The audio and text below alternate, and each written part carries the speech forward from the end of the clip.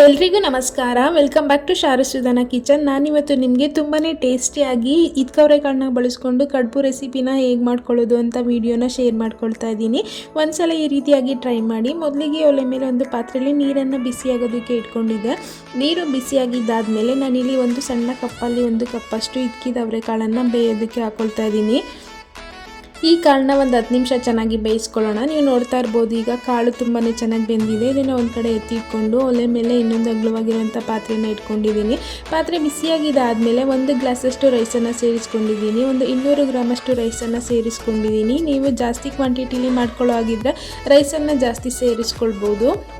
ಈ ಅಕ್ಕಿನ ಮೀಡಿಯಮ್ ಹೀಟಲ್ಲಿ ತುಂಬಾ ಚೆನ್ನಾಗಿ ಹುರ್ಕೊಳ್ಬೇಕಾಗುತ್ತೆ. ಅಕ್ಕಿನ ಚೆನ್ನಾಗಿ ಹುರ್ಕೊಂಡಷ್ಟು ಕಡುಬಿನ ಟೇಸ್ಟು ತುಂಬಾ ಚೆನ್ನಾಗಿರುತ್ತೆ. ನೀವು ನೋಡ್ತಾ ಇರ್ಬೋದು ಇಷ್ಟು ಹುರ್ಕೊಂಡ್ರೆ ಸಾಕಾಗುತ್ತೆ.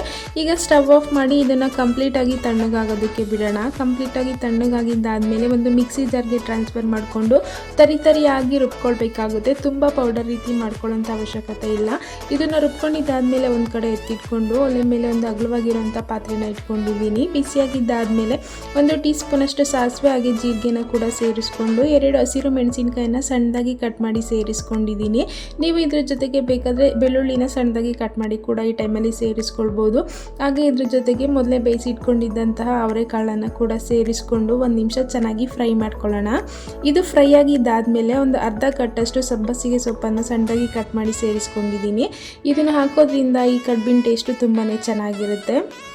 ಹಾಗೆ ಇದ್ರ ಜೊತೆಗೆ ಒಂದು ಸ್ವಲ್ಪ ಕೊತ್ತಂಬರಿ ಸೊಪ್ಪು ಹಾಗೆ ಫ್ರೆಶ್ ಆಗಿ ತುರ್ಕೊಂಡಿರುವಂಥ ತೆಂಗಿನಕಾಯಿನ ಸೇರಿಸ್ಕೊಂಡಿದ್ದೀನಿ. ನೀವು ತೆಂಗಿನಕಾಯಿನ ಸಣ್ಣದಾಗಿ ಪೀಸ್ ರೀತಿ ಕಟ್ ಮಾಡಿ ಕೂಡ ಸೇರಿಸ್ಕೊಳ್ಬೋದು. ಇದೆಲ್ಲನೂ ಚೆನ್ನಾಗಿ ಮಿಕ್ಸ್ ಮಾಡ್ಕೊಳ್ಳೋಣ.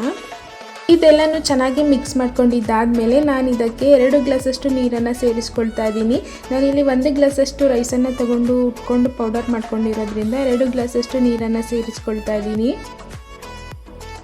ಹಾಗೆ ರುಚಿಗೆ ತಕ್ಕಷ್ಟು ಉಪ್ಪನ್ನು ಸೇರಿಸಿ ಒಂದ್ಸಲ ಚೆನ್ನಾಗಿ ಮಿಕ್ಸ್ ಮಾಡಿ ಇದನ್ನು ಕುದಿಯೋದಕ್ಕೆ ಬಿಡಬೇಕಾಗುತ್ತೆ.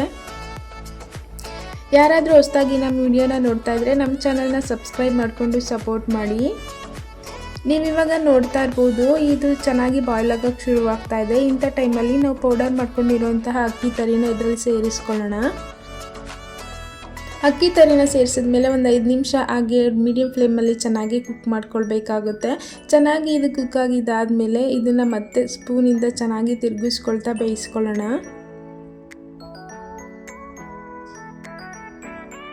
ಅವರೆಕಾಯಿ ಸೀಸನಲ್ಲಿ ಈ ರೆಸಿಪಿನ ಮಿಸ್ ಮಾಡದೆ ಟ್ರೈ ಮಾಡಿ. ತುಂಬಾ ಟೇಸ್ಟಿಯಾಗಿರುತ್ತೆ. ಚಿಕನ್ ಸಾಂಬಾರ್ ಜೊತೆಗೆ ಅಥವಾ ಚಿಲ್ಕವರೆಕಾಳು ಸಾಂಬಾರ್ ಜೊತೆಗೆ ತೆಂಗಿನಕಾಯಿ ಚಟ್ನಿ ಜೊತೆಗೆ ತೆಂಗಿನಕಾಯಿ ಹಾಲು ಜೊತೆಗೂ ತುಂಬಾ ಚೆನ್ನಾಗಿರುತ್ತೆ. ಒಂದ್ಸಲ ಈ ರೆಸಿಪಿನ ಟ್ರೈ ಮಾಡಿ ನೋಡಿ. ಈಗ ಇದೆಲ್ಲ ಚೆನ್ನಾಗಿ ಬೇಯಿಸ್ಕೊಂಡಿದ್ದಾದಮೇಲೆ ನಮಗೆ ಈ ಕಡುಬು ಯಾವ ಶೇಪಲ್ಲಿ ಬೇಕೋ ಆ ಶೇಪಲ್ಲಿ ರೆಡಿ ಮಾಡ್ಕೊಳ್ಬೇಕಾಗುತ್ತೆ. ಕೈಗೆ ಸ್ವಲ್ಪ ಎಣ್ಣೆನ ಹಚ್ಕೊಂಡು ಈ ರೀತಿ ರೆಡಿ ಮಾಡ್ಕೊಳ್ಳಿ. ನಾನು ಇಡ್ಲಿ ಶೇಪಲ್ಲಿ ಮಾಡ್ಕೊಳ್ತಾ ಇದ್ದೀನಿ. ನಿಮಗೆ ಉಂಡೆ ಶೇಪಲ್ಲಿ ಬೇಕಂದರೆ ಆ ಶೇಪಲ್ಲೂ ಮಾಡ್ಕೊಳ್ಬೋದು. ಇದೇ ರೀತಿ ಎಲ್ಲ ಕಡುಬನ್ನು ರೆಡಿ ಮಾಡಿ ಇಟ್ಕೊಂಡಿದ್ದಾದಮೇಲೆ ಇಡ್ಲಿ ಪ್ಲೇಟ್ಗೆ ಸ್ವಲ್ಪ ಎಣ್ಣೆನ ಹಚ್ಕೊಂಡು ನಾವು ರೆಡಿ ಮಾಡಿ ಇಟ್ಕೊಂಡಿರುವಂಥ ಕಡುಬನ್ನು ಅದರಲ್ಲಿ ಇಟ್ಟು ಅವೇನಲ್ಲಿ ಒಂದು 10 ರಿಂದ 15 ನಿಮಿಷ ಚೆನ್ನಾಗಿ ಬೇಯಿಸ್ಕೊಳ್ಬೇಕಾಗುತ್ತೆ. ನಾನು ಮೊದಲೇ ಇಡ್ಲಿ ಪಾತ್ರೆಗೆ ನೀರು ಹಾಕಿ ಬಿಸಿ ಆಗೋದಕ್ಕೆ ಇಟ್ಟಿದ್ದೆ. 15 ನಿಮಿಷ ಆದಮೇಲೆ ಕಡುಬು ತುಂಬಾ ಚೆನ್ನಾಗಿ ಬೆಂದಿದೆ. ನೀವು ನೋಡ್ತಾ ಇರ್ಬೋದು. ಇವಾಗ ಇದನ್ನು ಎತ್ತಿಟ್ಕೊಳ್ಳೋಣ. ತೆಂಗಿನಕಾಯಿ ಚಟ್ನಿ ಜೊತೆಗೆ ಸರ್ವ್ ಮಾಡಿದೆ. ತುಂಬಾ ಚೆನ್ನಾಗಿತ್ತು. ಮನೇಲಿ ಎಲ್ರಿಗೂ ತುಂಬಾ ಇಷ್ಟ ಆಯಿತು. ನೀವು ಒಂದ್ಸಲ ಈ ರೆಸಿಪಿನ ಟ್ರೈ ಮಾಡಿ. ಹಾಗೆ ಈ ರೆಸಿಪಿ ವಿಡಿಯೋ ನಿಮಗೆ ಸ್ವಲ್ಪನಾದರೂ ಇಷ್ಟ ಆಗಿದ್ರೆ ಲೈಕ್ ಮಾಡಿ, ಶೇರ್ ಮಾಡಿ, ಕಮೆಂಟ್ ಮಾಡಿ. ನಮ್ಮ ಚಾನಲ್ನ ಸಬ್ಸ್ಕ್ರೈಬ್ ಮಾಡಿಕೊಂಡು ಸಪೋರ್ಟ್ ಮಾಡಿ. Thanks for watching.